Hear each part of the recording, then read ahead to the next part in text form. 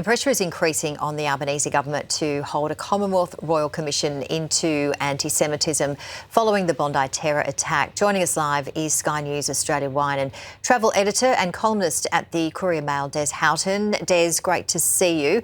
So you wrote today about your thoughts on why the Prime Minister does not want a Royal Commission, including the potential political interference by the AFP, ASIO and also the state police agencies. Talk us through a little bit about this.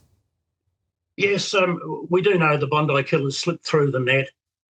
There were intelligence failures when the AFP and state police in New South Wales started squabbling. This came out of a tip-off that explosives were hidden in a caravan at Dural.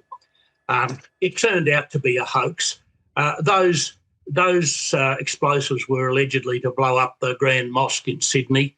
The government knew it was a hoax, but for some reason dithered over what they were going to tell the public.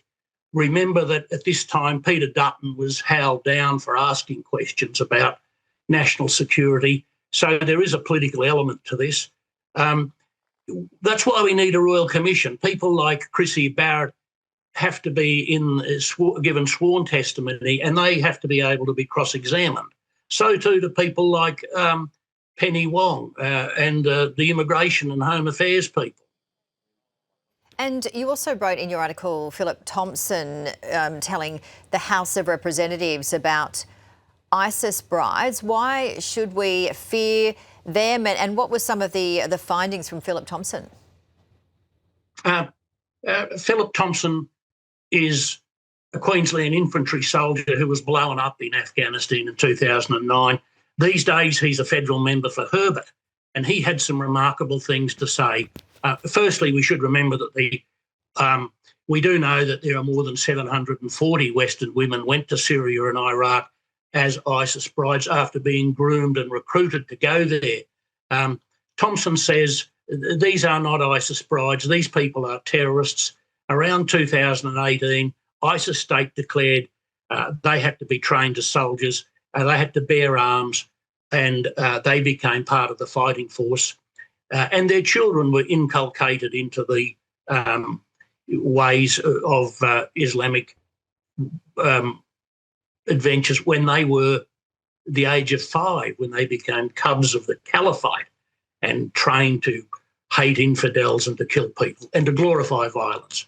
They're the ISIS brides and their children, now teenagers, who are now back in Australia.